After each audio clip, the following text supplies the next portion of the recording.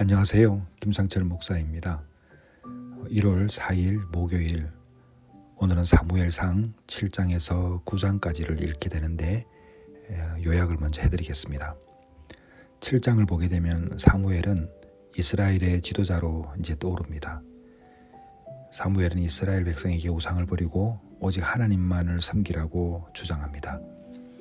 백성들이 사무엘의 말을 따르고 사무엘은 미스바에서 이스라엘을 위해서 기도합니다.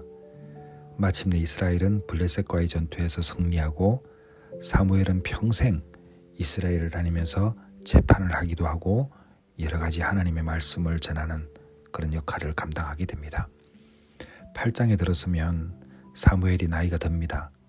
그래서 그의 아들들이 재판관이 되지만은 그들은 부패했고 의롭지 못했습니다. 그래서 이스라엘 장로들이 모여서 사무엘에게 왕을 세워달라고 요청합니다. 제가 조금 이따 설명하겠지만 그 위대한 사무엘의 아들이 부패한 모습을 보면서 부모의 믿음이 좋다고 해서 자녀들의 믿음이 개성되는 것은 아니다는 것을 알게 되죠.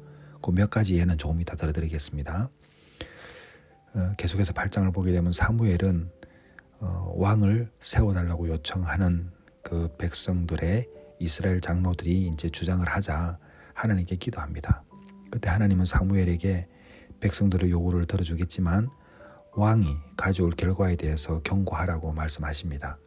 그래서 사무엘은 이스라엘 백성들에게 부정적인 면을 말하고 경고도 하지만 결국 백성들은 왕을 원합니다. 그래서 이제 9장에 사울이 나오죠. 기스의 아들이 이제 등장하는 것입니다. 사울은 아버지의 잃어버린 나귀를 찾기 위해서 길을 나섰다가 나귀를 찾지 못합니다. 그때 사울의 종이 사무엘을 찾아가자고 제안하고 사울은 그의 조언을 따릅니다.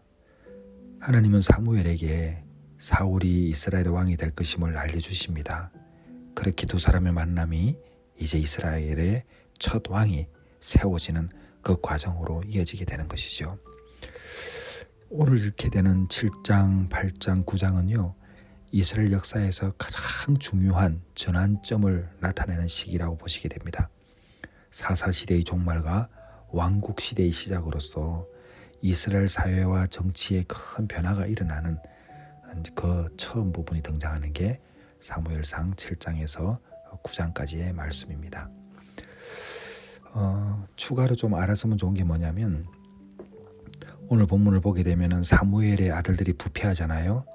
그 성경에는 위대한 지도자의 자녀들이 부패하거나 죄를 짓는 경우가 꽤 많이 나옵니다. 한 몇 가지를 한번 살펴보면 좋겠는데요. 지금 말씀드렸던 사무엘의 아들들이 있고요.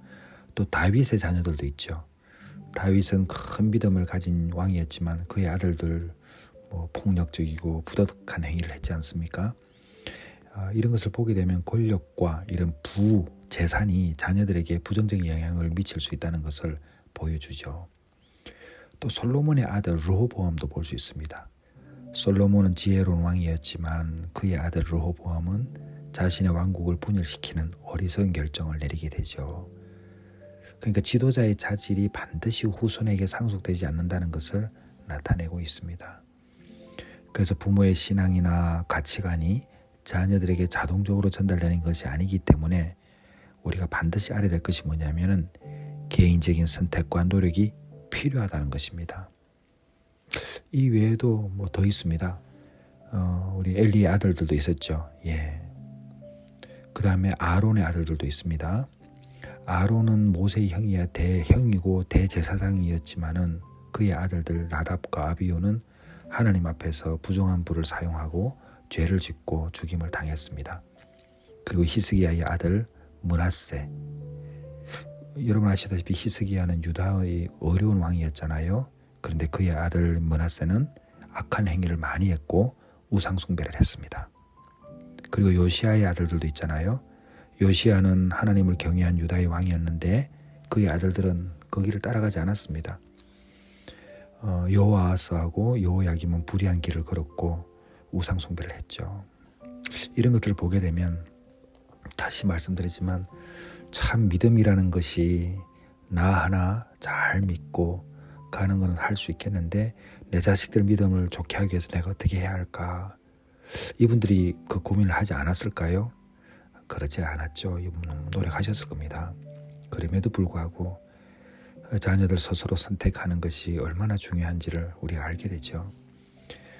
오늘 읽은 이 7장, 8장, 9장은 이스라엘 역사에서 가장 중요한 이제 시대를 이제 여는 그런 장면들이 있지만 이 부모의 믿음이 자식에게 이렇게 개성되지 않는다라는 부분은 한번 생각해 볼 필요가 있습니다. 여러분 어떤 생각을 하세요? 오늘 말씀을 읽고 한번 묵상해 보시기를 바랍니다. 믿음으로 승리하세요.